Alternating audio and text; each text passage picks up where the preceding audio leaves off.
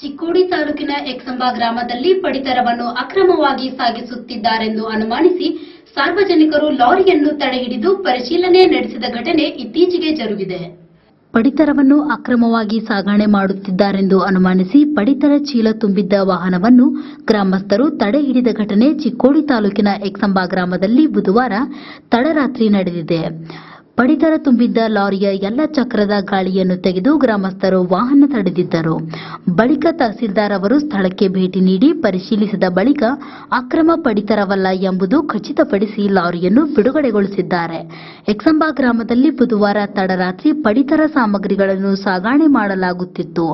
ಅಲ್ಲದೆ ಲಾರಿಯಲ್ಲಿ ಸುಮಾರು 25ರಿಂದ 30 ಟನ್ಗಳಷ್ಟು ಅಕ್ಕಿ, ಪಾಮ್ ಎಣ್ಣೆ, ಉಪ್ಪು, ಹೆಸರುಬೇಳೆ, ಆಹಾರ ಸಾಮಗ್ರಿ ಲಾರಿಯಲ್ಲಿತ್ತು.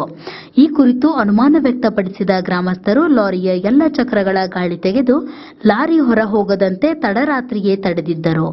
ಈ ಕುರಿತ ಮಾಹಿತಿ ಪಡೆದ ತಹಶೀಲ್ದಾರ್ ಸಿಎಸ್ ಕುಲಕರ್ಣಿ ಬುಧವಾರ ರಾತ್ರಿಯೇ ಘಟನಾ ಸ್ಥಳಕ್ಕೆ ತೆರಳಿ ಪರಿಶೀಲನೆಗೆ ಮುಂದಾಗಿದ್ದಾರೆ. ಪಡಿತರ ಧಾನ್ಯಗಳ ಕುರಿತು ಕಾಗದ ಪತ್ರಗಳನ್ನು ಪರಿಶೀಲನೆ, ಧಾನ್ಯಗಳ ಕುರಿತು ಸಂಪೂರ್ಣ ಮಾಹಿತಿ ಕಲೆ ಹಾಕಿದ್ದಾರೆ. ಇದಾದ ನಂತರ ಪಡಿತರ ಧಾನ್ಯವನ್ನು ಕಲ್ಲೋಳ್ ಗ್ರಾಮದ ಸೊಸೈಟಿಗೆ ಅಧಿಕೃತವಾಗಿ ಸಾಗಿಸಲಾಗುತ್ತಿದೆ. ಇದಕ್ಕೆ ಸಂಬಂಧಿಸಿದಂತೆ ಎಲ್ಲ ದಾಖಲೆಗಳಿವೆ.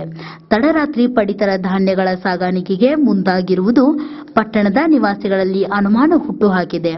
ಆದರೆ ಲಾರಿಯಲ್ಲಿನ ಪಡಿತರ ಸರ್ಕಾರ ಜನರಿಗೆ ನೀಡುವ ಅನ್ನಭಾಗ್ಯದ ಯೋಜನೆಗೆ ಸೇರಿದ್ದು ಅಧಿಕೃತವಾಗಿ ಸಾಗಣೆ ಮಾಡಲಾಗುತ್ತಿದೆ ಎಂದು ತಿಳಿಸಿದ್ದಾರೆ. ಈ ಲಾರಿ ಸೊಸೈಟಿಗಳಿಗೆ ಪಡಿತರ ಧಾನ್ಯ ನೀಡಲು ತೆರಳಿದ್ದು ಇದರಲ್ಲಿ ಯಾವುದೇ ಅಕ್ರಮ ನಡೆದಿಲ್ಲ. ಈ ಕುರಿತು ತಪ್ಪು ಭಾವನೆಯಿಂದ ಜನರಲ್ಲಿ ಗೊಂದಲ ಉಂಟಾಗಿದೆ. ಈ ಕುರಿತು ಯಾವುದೇ ಪ್ರಕರಣ ದಾಖಲಾಗಿಲ್ಲ.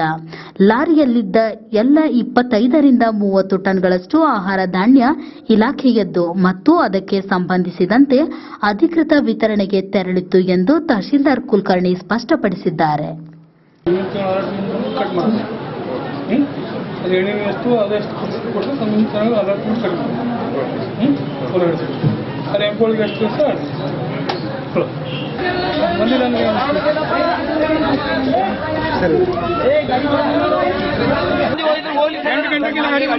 ಯಾವ್ದಾ ರಾತ್ರಿ 8 ಗಂಟೆಗೆ ಯಾಕೆ ಹಗಲಿ ಇರ್ತಾನಿಲ್ಲ ಟೈಮ್ ನಿಮ್ ಕಡೆ ಟೈಮ್ ಹಗಲಿ ಇರ್ತಾನಿಲ್ಲ ಗಾಡಿ ಇಳ್ಸಾಕ್ ಬಂದಿತ್ತು ಹೇರ್ ರೂಪಾಯಿಲ್ಲ ನಿನ್ನ ರಾತ್ರಿ ಏನ್ ಮಾಡಕತ್ತಿರು ಹೇರಿ ಹೊಂಟಿತ್ರಿ ಗಾಡಿ ಈಗ ಏನಾಗದ್ರಿ ಇದ ರೇಷನ್ ಮತ್ತೆ ಇಲ್ಲಿ 1000 ಹೇರಿ ಯಾತ್ರ ಸಂಬಂಧ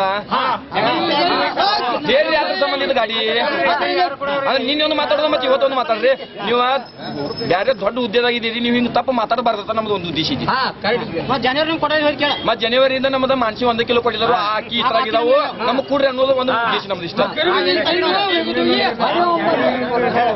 ಮಾರ್ಚ್ ಪರಾಗಿತ್ತು ಮಾರ್ಚ್ ಅಲಾಟ್ಮೆಂಟ್ ಪ್ರಕಾರ ಹೆಚ್ಚು ಬಂದದ್ದು 3 ಹೊಂಟಿತ್ತು ಮಾರ್ಕೆಟಿಂಗ್ ಸೊಸೈಟಿಗೆ.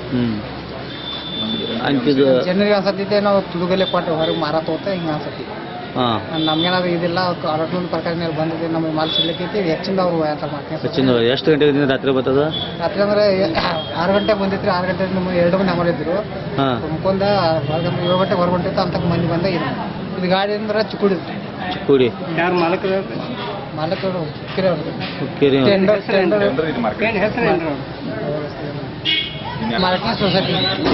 ಮಾರ್ಕೆಟಿಂಗ್ ಸೊಸೈಟಿ ಅವ್ರ ಬಂದಿತ್ತು. ಅವ್ರು ಹೆಚ್ಚಿನ ಬಂದ ಅವ್ರು ಪೋಸ್ಟ್ ಮಾಡ್ತಾರೆ. ಅದಕ್ಕೆ ನಿಮ್ಗೆ ಏನು ಸಂಬಂಧ ಇಲ್ಲ. ಎಷ್ಟೇ